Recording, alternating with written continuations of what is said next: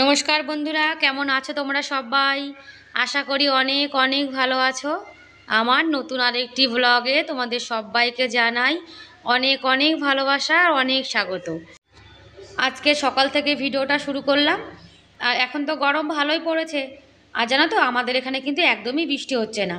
আর বন্ধুরা, তোমরা যারা ভিডিওটি দেখছো তারা প্লিজ এটা লাইক করে ভিডিওটি কন্টিনিউ করো। আর আজকের ভিডিওটা স্কিপ না করে পুরো ফুল দেখো, আশা করি তোমাদের ভালো লাগবে। আর বলে তো লোকে বৃষ্টি হলে ময়ূরে নাচ করে, কিন্তু আমাদের এখানে কিন্তু বৃষ্টি মিষ্টি কিছুই হচ্ছে না, অথচ ময়ূরে দেখো নাচ করা শুরু করে দিয়েছে। একটু বৃষ্টি হলে না খুব ভালো হতো, কিন্তু গরম আর ভালোই লাগছে না। সকালে কিন্তু ঘর বাড়ি সব ঝাড় টাড় দেওয়া হয়ে গেছে। আর এখন বাইরেটা ঝাড় দিয়ে নেবো। আর বেলা দেখেছো ভালোই কিন্তু হয়ে গেছে। এখন ওই 6টা বাজে। আর 6টার সময় দেখো কতটা বেলা হয়ে গেছে, রোদ্দুরের তাপও কিন্তু ভালোই আছে। সকালবেলা তাই মানে সকাল হয়ে গেছে, যার জন্য কিন্তু একদমই রোদ্দুরের যে তাপটা কম সেরকম কিন্তু একদমই না, গরম কিন্তু খুব পড়েছে। আর রাত্রিরে একটু হাওয়া চলেছিল, যার জন্য দেখো পুরো পাতা কিন্তু এই সামনেটায় ভরে গেছে।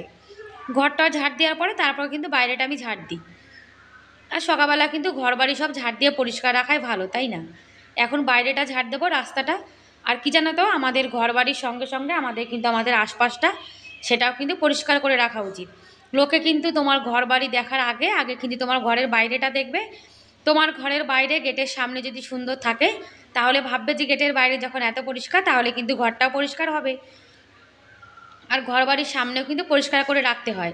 আর আমি ফ্রেশ হয়ে স্নান করে চলে এসেছি। আর সকালে তো আমাদের গোপাল সোনা আছে, যার জন্য কিন্তু অনেক সকাল সকাল স্নান করতে হয়। যার জন্য ঘরবাড়ি ঝাড়টার দিয়ে ঘরটার মুছে এখন স্নান করে চলে এসেছি।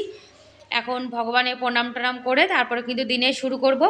আর আমি কিন্তু প্রত্যেক দিন শিবজির মাথায় জল ঢালি আর সূর্য দেবতাকে জল অর্পণ করি, এটা কিন্তু আমি রোজই করে থাকি। আর রোজের একটা জানো তো ভালো একটা রুটিন বানিয়ে নেওয়া কিন্তু অনেক ভালো। সকালে যদি এরকম একটা রুটিন থাকে, তাহলে দেখবে পুরো দিনটাই কিন্তু আমাদের ভালো যায়।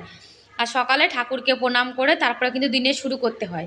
ভগবানকে প্রণাম করে দিনে শুরু করলে আমাদের দিনটাও কিন্তু খুব ভালো যায়। আর জানো তো, সকালে যদি একটু কোনো কাজ টার্গেট নিয়ে করা যায়, আর তাহলে কিন্তু ঘরের কাজবাজ অনেক তাড়াতাড়ি হয়ে যায়। একটা প্ল্যান করে নেওয়া ভালো যে আমি কোন কাজটার পরে কোন কাজটা করব, তাহলে দেখবে কাজটা কিন্তু আমাদের অনেক তাড়াতাড়ি হয়ে যায়। আর সকালে খালি পেটে একটু জল খেয়ে নিচ্ছি। এখন জানো তো গরম জল একদমই খাওয়া যায় না। একাদশী করেছি, আজকে পালন সারলাম। আর এখন রান্নাবান্না করব আমাদের জন্য, গোপাল সোনার জন্য, যার জন্য সকাল সকাল উঠে পড়েছি। আর গোপাল সোনা দাদা সবাই এখন ঘুমাচ্ছে, এখনও ওঠেনি, একটু পরে উঠবে। চলো তাহলে রান্নাবান্না করে নিই, তারপর কথা হচ্ছে আবার। আর এই যে আমার ছোট্ট গোপাল সোনা কিন্তু ঘুম থেকে উঠে গেছে। আর ঘুম থেকে উঠে দেখো ওর পাপা ওকে সাজুগুজু করিয়ে দিয়েছে। বলছে এই স্নান তো একটু পরে করবে, এখন একটু সেজে গুজে থাক। আর এই গোপালের যে মুকুটটা না, এই মুকুটটা কিন্তু আমি বানিয়েছি। ওই যে নাইটি এই যে নাইটির কাপড়টা দিয়ে আমার সোনার জন্য জামা বানিয়েছি। সেই নাইটির কাপড়টা একটু এক্সট্রা ছিল, তা ভাবলাম যে গোপাল সোনার পাগড়িটা বানিয়ে দিই। আর যেমন জামা তেমন পাগড়ি পরলে কিন্তু দেখতেও সুন্দর লাগে। তা পাগড়িটা খোলা ছিল, আমি আবার পরিয়ে দিলাম। তা আমার বর বলছে কি ওর গরম লাগছে, যার জন্য পাগড়িটা খুলে দিয়েছে। আর আমি আমার গোপাল সোনার পাগড়িটা কেমন বানিয়েছি তোমরা কিন্তু আমাকে কমেন্ট করে জানাতে পারো। আর আমাদের গোপাল সোনা পাগড়ি পরে কেমন লাগছে অবশ্যই কিন্তু জানিও তোমরা। আর এখন খেলা করছে। গোপাল সোনা কিন্তু স্নান হয়ে গেছে, স্নান করিয়ে দিয়েছে, স্নান টান করে বসে রয়েছে। এখন আমি রান্না বান্না করব, তারপরে আমার সোনা সেবা করবে। আর এই যে বড় ছেলে বড়জন স্নান করে এখন হোমওয়ার্ক করছে। আর আরও যে গোপালগুলো আছে সেগুলো কিন্তু এইখানে রেখে দিয়েছি আমাদের গোপালের পাশে। আর গোপাল সোনা বাসিটা দেখো কালো কালো হয়ে গেছে। বাসিটা না আজকে একটু বালি মাটি আছে না, সে বালি মাটিতে ডলে ডলে পরিষ্কার করতে হবে। আর এখন চা বানাবো। আজকে আমার বর বলছে কি চা খাবে, তা ভাবলাম যখন লাল চা খাবে বলেছে, এমনি তো লাল চা খায় না, তাহলে একটু সুন্দর করে বানিয়ে দিই। আর জানো তো, হাজব্যান্ডকে বসে রাখার জন্য সবসময় কিন্তু ভালো মন্দ এসব রান্নাবান্না করে কিন্তু হাজব্যান্ডদেরকে খাওয়াতে হয়। যদি হাজব্যান্ডের পেট ভালো থাকে, পেট ভরা থাকে, তাহলে দেখবে ওনাদের মনটা ভালো থাকে।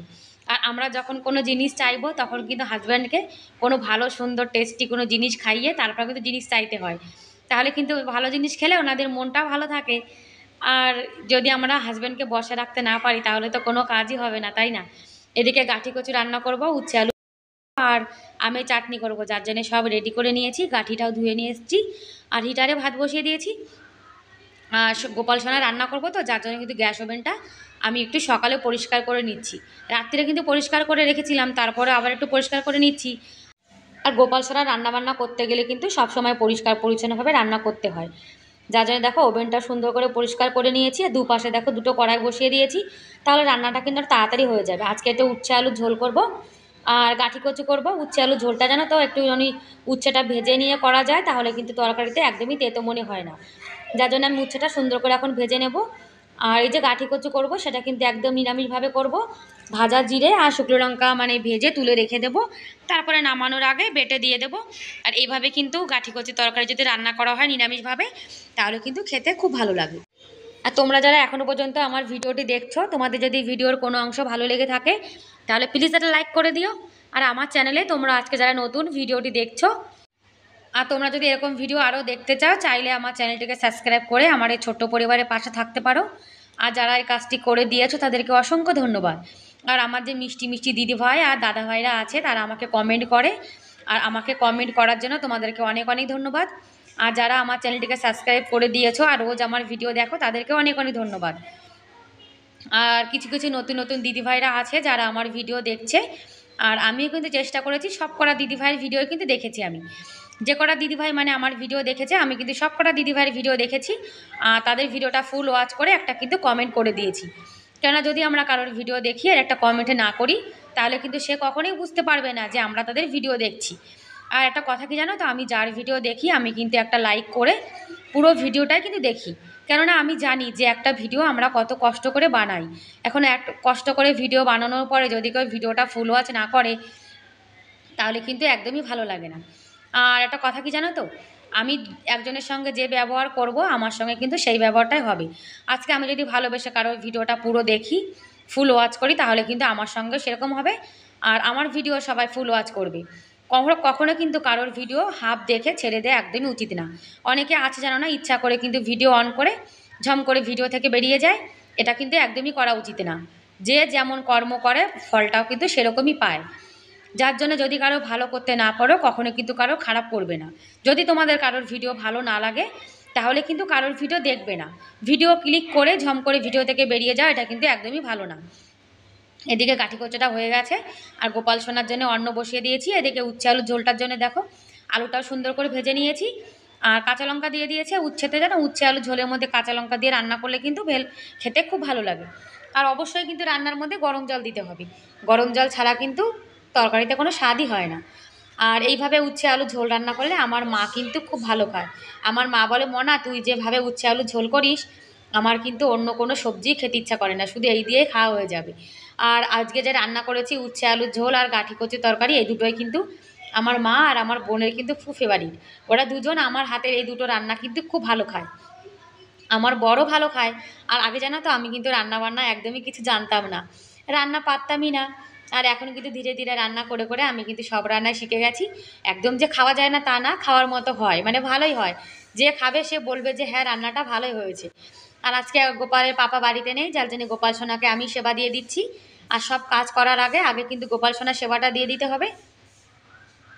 আর দেখেছো এখানে রান্না করি, যার জন্য কিন্তু জায়গাটা একদম নোংরা হয়ে রয়েছে।